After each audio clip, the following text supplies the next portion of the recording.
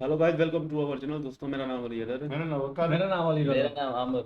दोस्तों, आज की वीडियो है Vijay Mallya India biggest bank fraud. भाई फ्रॉड किया है, देखते हैं। प्ले करें। हाँ यार, पहले का 18 दिसंबर 2015 विजय माल्या ने 14 करोड़ लगा के अपनी 60th बर्थडे की एक ऐसी पार्टी दी कि पूरी दुनिया में हेडलाइंस बन गई। यहाँ स्पेनिश सिंगर एनरिके इग्लेसियास और सोनू निगम जैसे स्टार्स परफॉर्म कर रहे थे। शैंपेन पानी की तरह बह रही थी और दुनिया भर के सारे बड़े लोग डैजलिंग लाइट्स के नीचे डांस कर रहे थे। ये रात माल्या की वेल्थ, पावर और इनविंसिबिलिटी की कहानी बयां कर रही थी, लेकिन किसी को अंदाजा तक नहीं था कि यही माल्या केवल 2.5 महीने बाद हमेशा के लिए देश छोड़ के भागने वाला था और पीछे छोड़ जाने वाला था 9,000 करोड़ का बैंक फ्रॉड। इस पूरी कहानी की शुरुआत होती है विजय माल्या नहीं बल्कि उनके फादर विट्ठल माल्या से। कर्नाटका से आने वाले विट्ठल ने कॉलेज के दौरान ही कंपनीज के फाइनेंशियल स्टेटमेंट्स को एनालाइज करने में मास्टरी हासिल कर ली थी और 1940s में इसी स्किल के बेस पे उन्होंने स्टॉक मार्केट से बहुत पैसे कमाए, जिसके बाद उनका ध्यान यूनाइटेड ब्रूवरीज नाम की कंपनी पे गया। ब्रिटिशर्स ने अपनी ट्रूप्स को शराब सप्लाई करने के लिए इंडिया में जगह जगह ब्रूवरीज लगाई थी और 1915 में इन्हीं ब्रूवरीज को मर्ज करके जो कंपनी बनी उसका नाम पड़ा यूबी यानी यूनाइटेड ब्रूवरीज। 1946 में विट्ठल माल्या ने यूबी के शेयर्स खरीदना चालू कर दिए और केवल 2 सालों में महज 24 साल की उम्र में वो यूबी के चेयरमैन बन गए। चेयरमैन बनने के बाद उन्होंने यूबी के प्रॉफिट्स को यूज करके कई और लिकर कंपनीज को अक्वायर किया और एक मैसिव लिकर बिजनेस बना लिया। लेकिन विट्ठल माल्या केवल लिकर बिजनेस तक लिमिटेड नहीं रहे। उन्होंने अपनी स्किल्स और प्रॉफिट्स का यूज करके कई और सेक्टर्स की अंडर वैल्यूड कंपनीज को अक्वायर किया। 1981 तक उन्होंने 10 breweries, 14 distilleries, 7 processed food companies, 6 investment companies और ऐसी कई और कंपनीज को अक्वायर करके एक बहुत बड़ा बिजनेस एम्पायर बिल्ड कर लिया था, जिसका टोटल वैल्यूएशन करीब 350 करोड़ का था। लेकिन इतना बड़ा बिजनेस एम्पायर बिल्ड करने के बावजूद वो काफी लो प्रोफाइल थे, एक एक पैसे के खर्च का हिसाब रखते थे और एक्सट्रीम हार्ड वर्क पे बिलीव करते थे। लेकिन इसी वर्कोहॉलिक नेचर ने उनकी हेल्थ को नेगेटिवली इंपैक्ट कर दिया था। 1983 में 59 की एज में अचानक उन्हें एक मैसिव हार्ट अटैक आया, जिससे वो सरवाइव नहीं कर पाए और तभी कहानी में एंट्री हुई उनके 27 साल के बेटे विजय माल्या की। विजय माल्या का बर्थ 1955 में हुआ था और वो अपने फादर के एक लौते बेटे थे। उनका अर्ली चाइल्डहुड बैंगलोर में बीता, जहां उनकी लाइफ लग्जरी से भरी हुई थी। वो काफी एक्सट्रोवर्ट थे और ज्यादातर टाइम अपने फ्रेंड्स के साथ बाइक रेसिंग, क्रिकेट और अपनी टॉय फेरारी चलाते हुए बिताते थे। 18 साल की उम्र होते ही फादर ने उन्हें यूबी के बोर्ड ऑफ डायरेक्टर्स में शामिल कर लिया था और उन्होंने काम सीखना भी चालू कर दिया था। ग्रेजुएशन के बाद इंटरनेशनल बिजनेस को समझने के लिए उन्हें यूएस भेज दिया गया और तभी एक दिन उन्हें खबर मिली कि उनके फादर अब नहीं रहे। इसीलिए उन्हें कंपनी को लीड करने के लिए इंडिया लौट के आना पड़ा। अपने फादर से बिल्कुल उलट विजय की इमेज एक पार्टी एनिमल और फ्लैशी लाइफस्टाइल पसंद करने वाले इंसान की बन चुकी थी। इसीलिए यूबी ग्रुप के कई टॉप मैनेजर्स को विजय की लीडरशिप में कॉन्फिडेंस नहीं था। लेकिन समहाउ मेजॉरिटी शेयर होल्डर्स के सपोर्ट से विजय ही चेयरमैन बने। शुरुआत से ही विजय कुछ अलग करके अपने डाउटर्स को गलत प्रूव करना चाहते थे। इसीलिए उन्होंने यूबी के लिकर बिजनेस से हटकर कई और सेक्टर्स में डाइवर्सिफाई करना चालू कर दिया। उन्होंने प्रेडिक्ट किया कि इंडिया में यूएस की तरह एक बड़ा फास्ट फूड रिवॉल्यूशन आएगा। इसीलिए उन्होंने मैकडॉवेल्स पिज्जा किंग नाम की फास्ट फूड चेन लॉन्च कर दी और दिल्ली और मुंबई में कई सारे आउटलेट्स खोल दिए। लेकिन मुंबई में एक बहुत बड़ा कंपटीशन उनका इंतजार कर रहा था। मुंबई के लेजेंडरी डब्बा वाला। एक इफेक्टिव डब्बा डिलीवरी सिस्टम होने के कारण लोग वीकडेज में बाहर का खाना प्रेफर नहीं करते थे और ओवरऑल भी इंडिया में उस टाइम ईटिंग आउट कल्चर उतना पॉपुलर नहीं था। इसीलिए 1-2 स्टोर्स को छोड़ के उनकी बाकी सभी स्टोर्स बुरी तरह से फ्लॉप हो गई और 1987 तक इसे कंप्लीटली बंद कर दिया गया। इसके अलावा विजय ने देखा कि 1977 में कोका कोला के इंडिया छोड़ के जाने के बाद कार्बोनेटेड ड्रिंक मार्केट में एक गैप आ गया था। इसीलिए उन्होंने थ्रिल नाम का खुद का कोला लॉन्च कर दिया। लेकिन कंज्यूमर्स को ड्रिंक बिल्कुल पसंद नहीं आई और इसे भी डिसकंटिन्यू कर दिया गया। नेक्स्ट 20-25 सालों में उन्होंने कंपनीज को खरीद के या खुद कंपनीज को स्टार्ट करके कई और सेक्टर्स में डाइवर्सिफाई करने की कोशिश की, जैसे engineering and manufacturing, chemical, software, transportation, mining, hospitality और इवन टेलीकॉम। लेकिन इनमें से ज्यादातर बिजनेसेस फेल हो गए। इतना ही नहीं, उन्होंने अपने फादर से मिलने वाले कई सक्सेसफुल बिजनेसेस को बेच भी दिया, जिनमें से एक था बर्जर पेंट्स। बर्जर पेंट्स को उन्होंने करीब 400 करोड़ में बेचा था और आज उसकी वैल्यू 50,000 करोड़ से भी ज्यादा है। लेकिन इतने सारे फेलियर्स के बाद भी उनकी एक बड़ी सक्सेस ने सब कुछ कवर कर दिया और उन्हें यह सक्सेस मिली अपने लिकर यानी शराब के बिजनेस से। जब वो पहली बार 1983 में चेयरमैन बने तो यूबी ग्रुप किसी भी टाइप की लिकर में मार्केट लीडर नहीं था। 1987 में उनके फादर ने किंगफिशर नाम का बियर ब्रांड लॉन्च किया था, लेकिन वो भी मोहन मियाकिन कंपनी के गोल्डन ईगल ब्रांड से बहुत पीछे था।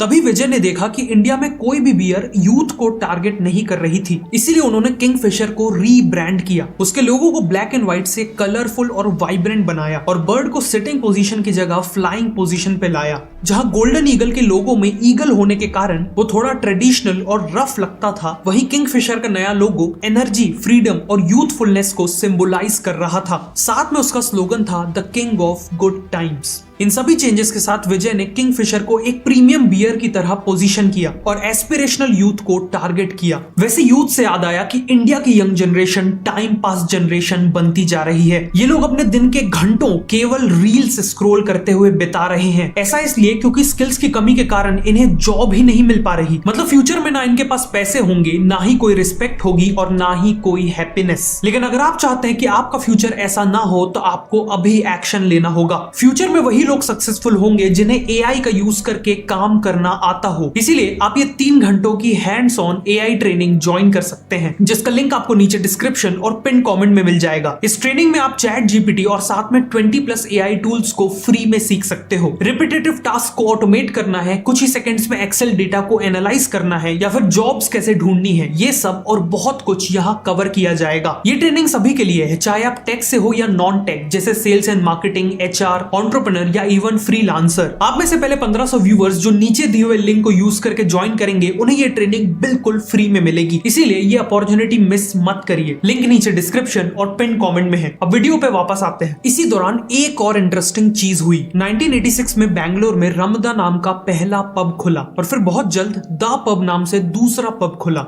जहां ट्रेडिशनल बार्स में लाइटिंग, सीटिंग और क्लीनलीनेस बेकार होती थी, वहीं पब्स ने लोगों को सुपीरियर लाइटिंग, क्लीनलीनेस और म्यूजिक के चलते बेटर एम्बियंस दिया, जिस कारण यहाँ हाई क्लास लोग और इवन फीमेल्स का क्राउड आने लगा। इसी अपॉर्चुनिटी को देखते हुए विजय ने इन पब्स में अपनी किंगफिशर की ड्राफ्ट बियर लॉन्च कर दी और ये एक इंस्टेंट हिट बन गई। आगे चल के बैंगलोर में इतने पब्स खुले कि बैंगलोर को इंडिया का पब कैपिटल कहा जाने लगा। इवेंचुअली यही पब कल्चर इंडिया के और भी शहरों में फैला, जिसका सबसे ज्यादा फायदा मिला विजय माल्या को। इसके अलावा उन्होंने जहां हो सके वहां किंगफिशर के ब्रांड को विजिबल करवाया, डर्बी, फुटबॉल और फैशन शोज को स्पॉन्सर किया, किंगफिशर का स्विम सूट कैलेंडर लॉन्च किया। इसी कैलेंडर ने दीपिका पादुकोण, ईशा गुप्ता और कैटरीना कैफ जैसी एक्ट्रेसेस को लॉन्च किया। माल्या ने तो इवन अपने घर के नाम में किंगफिशर डाल दिया। इन सब से किंगफिशर का केवल एक प्रोडक्ट से बढ़कर फन, सेलिब्रेशन और अर्बन लाइफ का सिंबल बन गया। बियर के बाद विजय ने फोकस किया अपने विस्की बिजनेस में। उनके पास ऑलरेडी मैकडॉवेल्स नंबर 1 और बैग पाइपर जैसे अच्छे विस्की ब्रांड्स थे और साथ में उन्होंने दूसरे सक्सेसफुल ब्रांड्स को तेजी से अक्वायर करना चालू कर दिया। बहुत जल्द उनके पास पॉपुलर विस्कीज जैसे रॉयल चैलेंज, ब्लैक डॉग और एंटीक्विटी का शानदार पोर्टफोलियो तैयार हो गया। लेकिन वो यहाँ नहीं रुके, उन्होंने ब्रांडी, रम,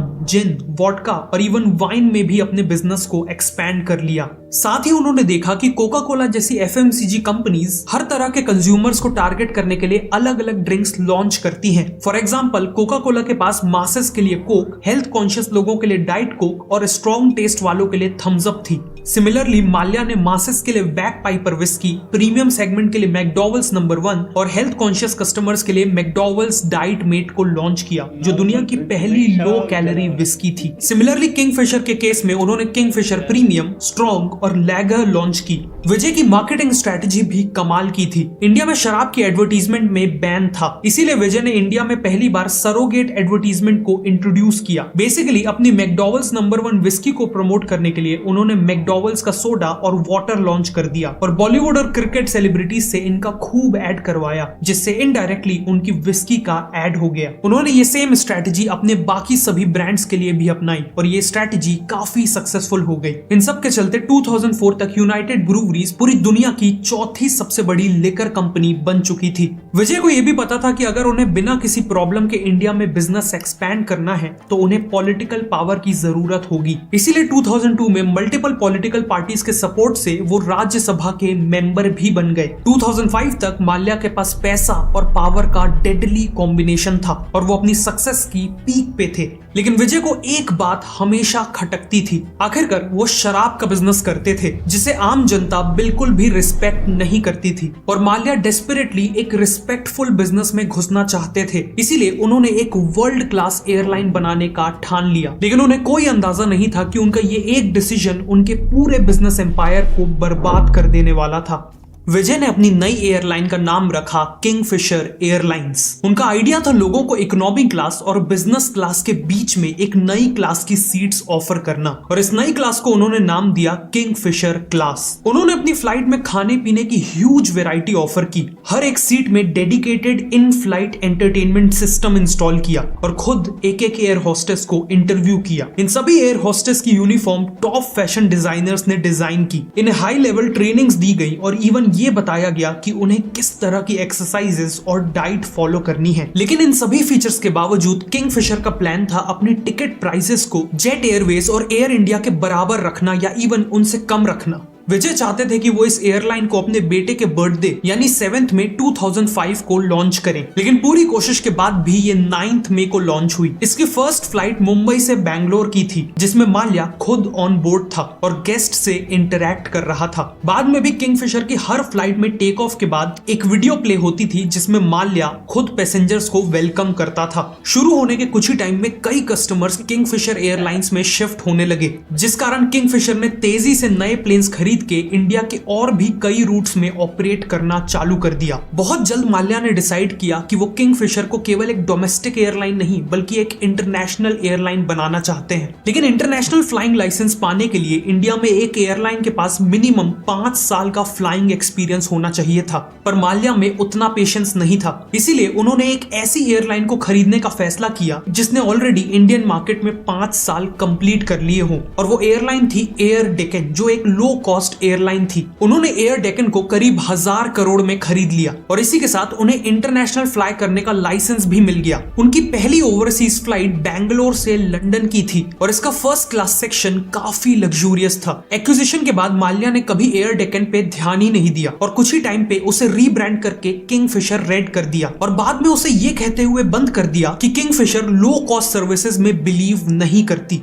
2008 में करीब 27% मार्केट शेयर के साथ किंगफिशर एयरलाइन इंडिया की सबसे बड़ी एयरलाइन बन गई थी। ऑलमोस्ट हर प्लेन फुल रहती थी, लेकिन एक प्रॉब्लम थी। अपने हाई एक्सपेंडिचर के कारण ये एयरलाइन अभी भी लॉसेस में थी और तभी मार्केट में एंट्री हो गई 2 नए कॉम्पिटिटर्स की, इंडिगो और स्पाइस जेट। ये दोनों ही ब्रांड्स लो कॉस्ट कैरियर्स थे और इनका मेन ऑब्जेक्टिव था कम से कम प्राइस में लोगों को ट्रांसपोर्ट करना। किंगफिशर ने सोचा था कि एक बार जब वो सफिशिएंट कस्टमर्स को अक्वायर कर लेंगे तो वो अपने टिकट के प्राइसेस बढ़ा देंगे। लेकिन वो जैसे ही टिकट प्राइस बढ़ाते वैसे ही कस्टमर्स क्वालिटी इग्नोर करके लो कॉस्ट कैरियर्स में शिफ्ट हो जाते। माल्या ने इस बात को इग्नोर किया कि Indian customers highly price sensitive हैं। बेसिकली जिस प्रीमियम बिजनेस मॉडल पे माल्या ने हजारों करोड़ों रुपए खर्च कर दिए थे वो बिजनेस मॉडल ही फ्लॉड था।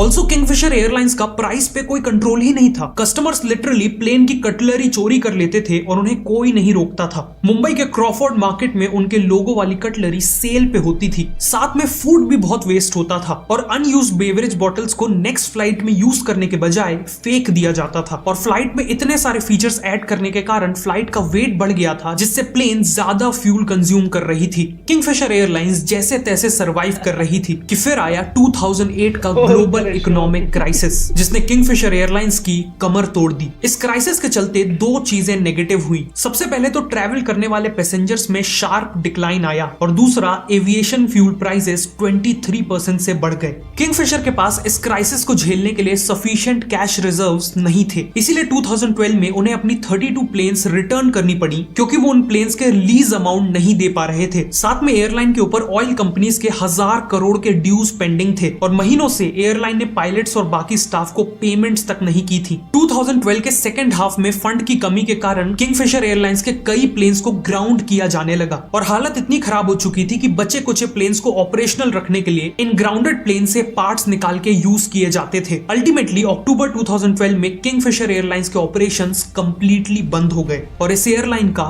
कंप्लीट डाउनफॉल हो गया।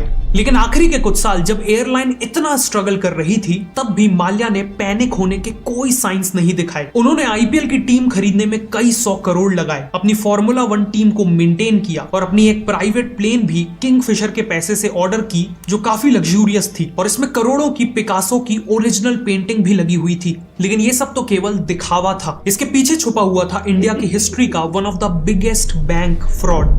शुरुआत से ही किंगफिशर एयरलाइंस को चलाने के लिए और प्लेन्स को अक्वायर करने के लिए माल्या ने बैंकों से करोड़ों का लोन लिया था और 2009 आते आते एयरलाइन को फ्रेश लोन्स की जरूरत थी। ऐसे में माल्या ने आईडीबीआई बैंक को कॉर्पोरेट लोन के लिए अप्रोच किया। उस समय कंपनी की फाइनेंशियल हालत इतनी खराब थी कि कोई भी सेंसिबल बैंक उसे लोन नहीं देता, लेकिन एलिजिडली माल्या ने अपनी इन्फ्लुएंस का यूज किया और कुछ ही महीनों में आईडीबीआई से करीब 950 करोड़ का लोन प्रोसेस करवा लिया। ऑल्सो बैंक्स जब भी लोन देते हैं तो उसके बदले में कोलैटरल के तौर पे कुछ सॉलिड एसेट्स मांगते हैं ताकि जरूरत पड़ने पर वो उन एसेट्स को बेच के अपने पैसे रिकवर कर सकें। इंटरेस्टिंगली आईडीबीआई ने किंगफिशर के ब्रांड को ही मेन कोलैटरल की तरह एक्सेप्ट कर लिया। उन्होंने ग्रैंड थॉर्टन नाम के प्राइवेट कंसल्टेंट से किंगफिशर ब्रांड की वैल्यू निकलवाई जिसने इसकी वैल्यू 4100 करोड़ निकाली। फिर बैंक ने इस वैल्यू को सही भी मान लिया और करोड़ों का लोन दे दिया। ब्रांड वैल्यू जैसे इनटेंजिबल एसेट के बेस पे इतना बड़ा लोन दे देना एक बेहद खराब बैंकिंग प्रैक्टिस मानी जाती है।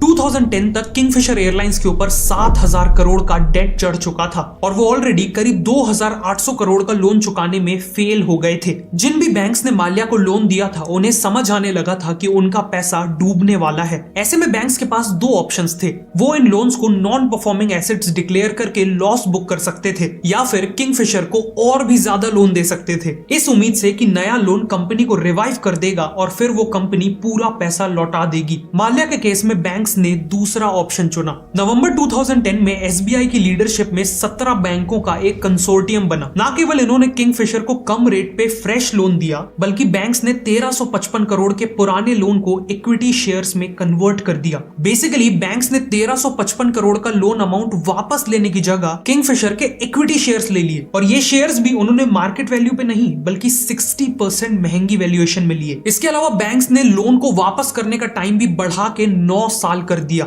इस बार माल्या ने 250 करोड़ की पर्सनल गारंटी भी दी थी, मतलब अगर लोन नहीं चुकाया तो उसके ऊपर डायरेक्टली लीगल एक्शन होगा। लेकिन साथ ही बैंक्स ने दोबारा गलती करते हुए किंगफिशर के ब्रांड को 4100 करोड़ की वैल्यूएशन में एज कोलेटरल एक्सेप्ट कर लिया। बाद में जब बैंक्स ने इसका रीवैल्यूएशन कराया तो इसकी वैल्यू 2000 करोड़ नहीं, 1000 करोड़ नहीं बल्कि केवल 100 करोड़ निकल के आई। खैर नया लोन मिलने के बाद भी 2012 में एयरलाइन बर्बाद हो गई और नवंबर 2013 में बैंक्स को समझ में आ गया कि उनका पैसा डूब चुका है। इसीलिए बैंक्स ने किंगफिशर एयरलाइंस और यूबी होल्डिंग्स को लिक्विडेट करके पैसे रिकवर करने की पिटीशन डेट रिकवरी ट्रिब्यूनल में डाल दी। 2015 तक मामला सुप्रीम कोर्ट में गया जहां प्रूव हो गया कि माल्या विलफुल डिफॉल्टर है, मतलब उसके पास पैसे होते हुए भी उन्हें लौटा नहीं रहा। अक्टूबर 2015 में इस पूरे मामले में एंट्री होती है सीबीआई की। सीबीआई ने माल्या के ऊपर इन्वेस्टिगेशन चालू कर दी जिसमें उन्हें पता चला कि माल्या ने आईडीबीआई से लोन को जिस पर्पस के लिए लिया था उसके लिए उसे यूज नहीं किया।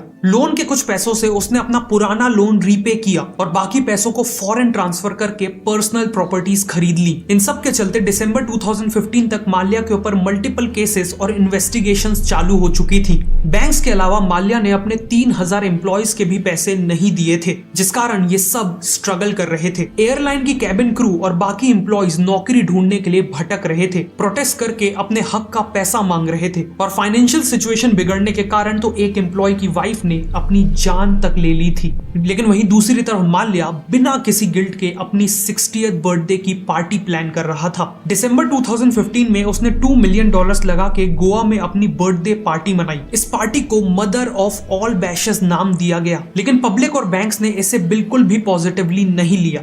खुद आरबीआई के गवर्नर ने इसे क्रिटिसाइज किया। 28 फरवरी 2016 को सुप्रीम कोर्ट के सीनियर काउंसिल दुष्यंत दवे ने एसबीआई को एडवाइस किया कि वो कोर्ट में एक पिटीशन डाले कि माल्या को देश से बाहर ना जाने दिया जाए, लेकिन एसबीआई ने देर कर दी। रूमर थी कि माल्या को किसी सीनियर ब्यूरोक्रेट से टिप मिल गई कि जल्द ही अथॉरिटीज उसे जेल भेजने वाली हैं। और इसी के कुछ दिन बाद 2 मार्च 2016 को माल्या अपनी गर्लफ्रेंड के साथ जेट एयरवेज की दिल्ली टू लंदन फ्लाइट के फर्स्ट क्लास सेक्शन में बोर्ड करता है और उसके साथ 7 बड़े सूटकेसेस भी थे, जिससे क्लियर था कि वो एक बहुत लंबी ट्रिप के लिए निकल रहा है। एक वो दिन था और एक आज का दिन। विजय माल्या कभी इंडिया लौट के नहीं आया और पीछे छोड़ गया 9091 करोड़ का बैंक फ्रॉड।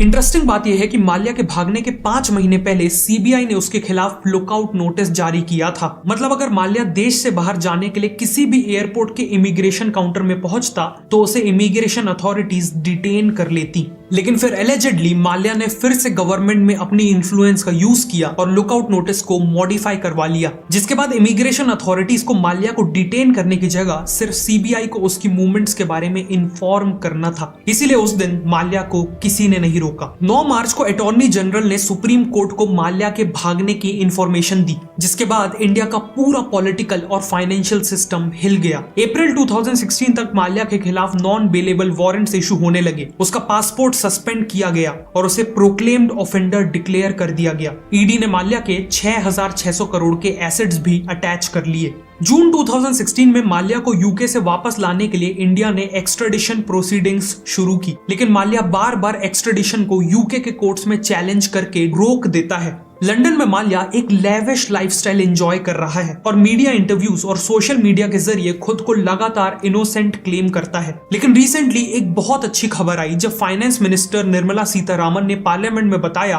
कि बैंक्स ने माल्या के एसेट्स इंक्लूडिंग यूबी ग्रुप के 6600 करोड़ के शेयर्स यूज करके करीब 14,000 करोड़ रुपए रिकवर कर लिए हैं। लेकिन इस रिकवरी के बाद भी माल्या के ऊपर मनी लॉन्ड्रिंग और बैंक फ्रॉड के केसेस हैं और वो आज भी इंडिया में वांटेड है। माल्या की ही तरह श्री रतन टाटा को भी अपनी फैमिली से एक बिजनेस एम्पायर मिला था और उन्होंने इस लेगेसी को डिग्निटी के साथ आगे बढ़ाया और टाटा को ट्रस्ट का सिंबल बना दिया। वहीं दूसरी तरफ माल्या ने धोखाधड़ी का रास्ता चुनकर अपने फादर के बिजनेस एम्पायर और उनकी लेगेसी को बर्बाद कर दिया। आज माल्या की पर्सनल वेल्थ चाहे अरबों खरबों में हो, लेकिन वो कभी भी अपनी खोई हुई इज्जत को वापस नहीं खरीद पाएगा। अगर आपको ये वीडियो अच्छी लगी तो मैं रिकमेंड करूंगा कि आप नेक्स्ट इस वीडियो को देखें।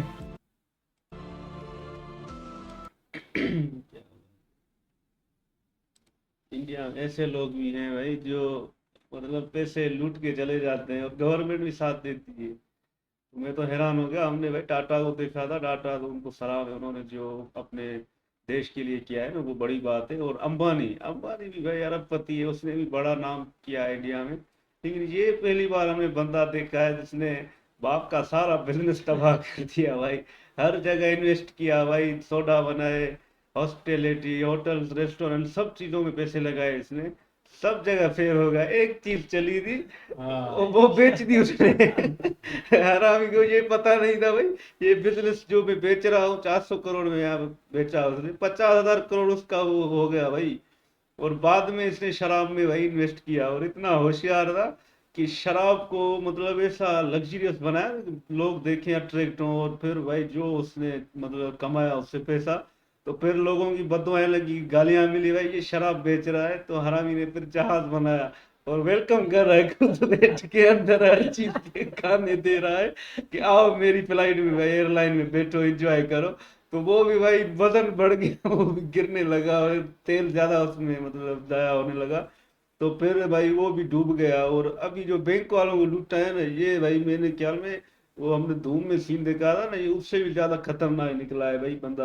और बैंक वाले भी साले झक मार रहे थे उसको, बोलते तुम्हें हम और पैसे देते हैं, तुम टेंशन ना लो, तुम लगाओ।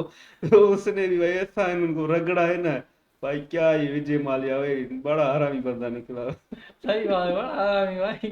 किसी मुलाजिम को पैसे भी नहीं दे भाई, आप सबको कंगला कर गया। ये तो विजय माल्या तो बड़ा खतरनाक बंदा है। और सब यार ये जो बैंक वाले ना ये होशियार बन रहे हैं। हाँ भाई हम खरीद रहे हैं तुम्हारे शेयर, पैसे लो। ये भाई तो बड़ा चूना लगाया। अब इज्जत का क्या करेगा भाई इंडिया में, बस पैसे इतने सारे कमा लिए भाई, भाग गया अपना जहाज बनाया, वेलकम। वेलकम, 3-4 बंदे आए, वेलकम वेलकम, सबको डुबा दिया। भाई वेलकम भी ऐसा किया ना, अच्छे तरीके से बैठा हुआ है, सबको दे रहा है फैसिलिटी, भाई आओ मेरे जहाज में बैठो, हर चीज किया। भाई इंडिया में तो उसने मस्त होकर आया, इसी के अपने जो बाप का जो नाम था ना उसको भी डुबा दिया साले ने, बड़ा अलग। बैंक वाले शराबी के ऊपर ट्रस्ट करे, बोले ले लो पैसे ले लो, लास्ट में सारा सबको चूना लगा कर ऐसा भागा है, आज तक गवर्नमेंट के हाथ नहीं आया। भाई मान गए ऐसा भी फ्रॉडी है कोई बंदा हिंदुस्तान में पहला जिसने नाम रोशन किया है पूरी दुनिया में।